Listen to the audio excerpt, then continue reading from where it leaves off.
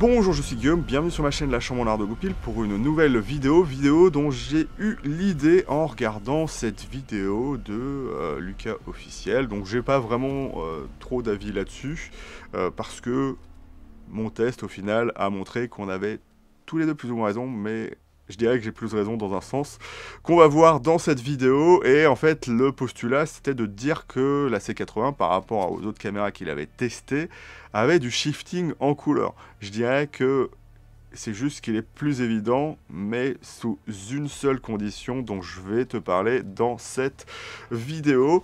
Donc du coup, j'ai fait mes propres tests pour voir si, comment dire ça, il y avait vraiment du shifting. Donc un test où je filmais en extérieur, dans un hangar, en utilisant la faculté des ND de la C80 pour simuler bien évidemment le fait d'être beaucoup plus sombre et d'augmenter les ISO jusqu'à ce shifting supposé de couleur.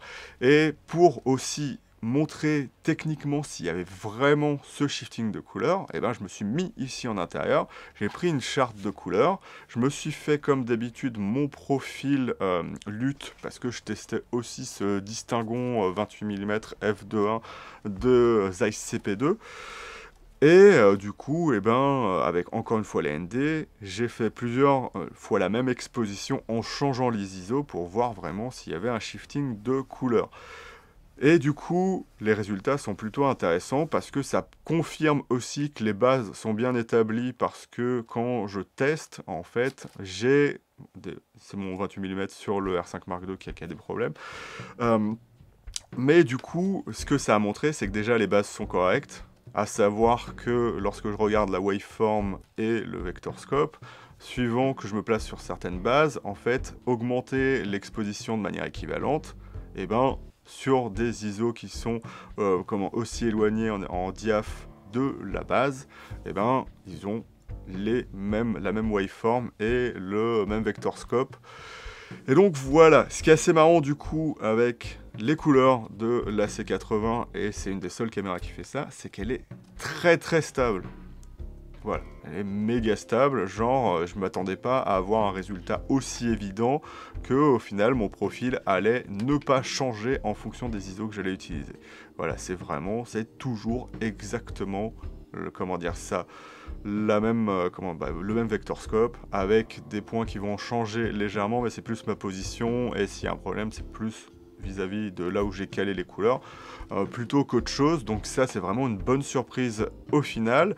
Et du coup, est-ce qu'il y a un shifting? Non, à part sur le dernier ISO de chaque base. Et c'est ça qui est assez bizarre, c'est qu'on se demande si Canon n'a pas essayé d'aller un petit peu trop loin. Donc si vous passez sur la base 12800 de 51200 à 102 400 ISO, vous aurez un shifting de couleur.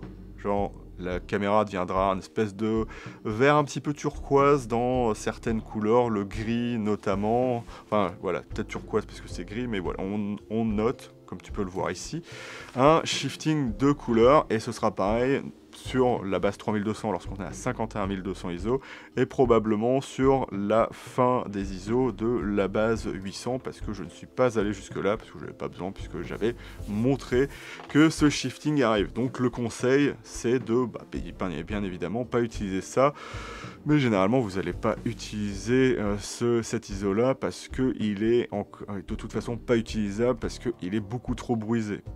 Bruisé il est beaucoup trop bruité, parce qu'on a une espèce de pattern en croix assez étrange.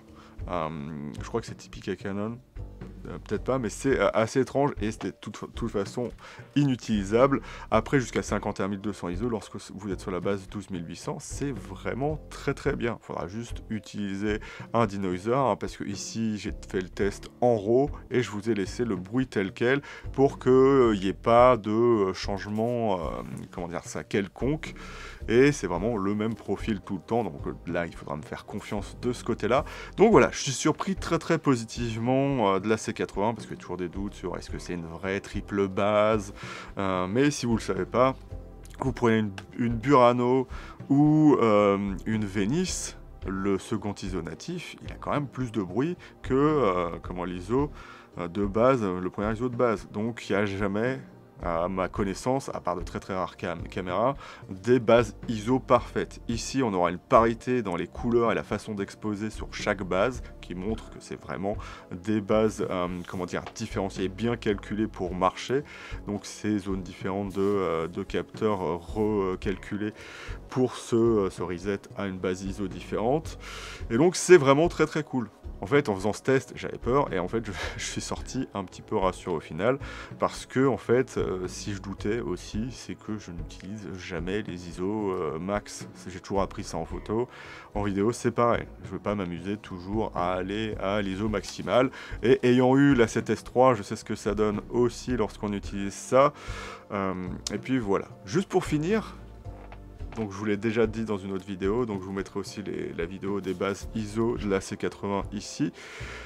Si vous ne le savez pas, si un A7S3 contre une FX3 n'est pas dit comme ayant une double base ISO, c'est que par exemple la C80, elle a 4 presets d'ISO de base. Elle a l'ISO 800, la base 800, la base 3200, la base 12800 et les bases auto. Les bases auto, ce qu'elles font, c'est que tu peux aller en dessous de 800 ISO, donc 640, 500, 400, 320, 200, je crois que ça passe pas à 100, et donc quand tu vas par là, en fait, tu shifts la dynamique, donc en gros, tu perds le nombre de stops dans les hautes lumières pour le regagner dans les basses lumières, donc c'est plutôt intéressant pour le bruit, mais du coup, quand tu passes de la base 800 à la base 3200, en fait, tous les ISO qui sont entre 800 et 3200, c'est tous les ISO de la base 800. Alors que tu voudrais pouvoir faire la même chose avec la base 3200, donc tu passeras en base 3200 manuel pour aller jusqu'à 400 ISO en base 320, qui fera à peu près le même effet que les 200 ou 100 ISO sur la base 800, et à 12800 ISO, ça ira jusqu'à 1600. Mais du coup, le problème de la 7S3, c'est qu'on va de 10 000 à directement la base suivante, sans possibilité d'aller en dessous de la base 12800, donc avoir les 10 000 ISO de la base 12800, par exemple, sur la 7S3. Contrairement à la FX3, ou même une FX30, qui peut passer en dessous de sa base de 2500. Et donc c'est pour ça qu'on dit que des caméras comme le R5 Mark II ou que la 7S3 n'ont pas de double base. C'est que c'est arbitrairement choisi, comme vous n'avez pas le droit parce que vous êtes des enfants et vous ne saurez pas vous en servir, parce que ce qui est vrai, c'est qu'il y a quand même beaucoup de gens dans la production vidéo qui ne comprennent pas que on peut faire autre chose que avoir des bases ISO, et que la base ISO n'est pas l'endroit où il y a le moins de bruit. Donc voilà, et puis tu pourras le voir dans cette vidéo parce que je t'ai mis plein de rush au final, où tu vas voir que en plus, en baissant les ISO, puisque je l'ai fait sur les 3 bases pour justement bien faire le test et voir s'il y avait du shifting vraiment un petit peu partout, et ben ça marche. Donc voilà, la C80, c'est vraiment que du bon. Il faut un petit peu accepter d'avoir quelque chose de un peu bruité, mais au final tu peux toujours utiliser les artifices habituels pour l'exposition pour que ça marche, et encore une fois passer en dessous des bases ISO. Donc je vais te dire salut et à bientôt dans la chambre noire de Goupil pour une nouvelle vidéo.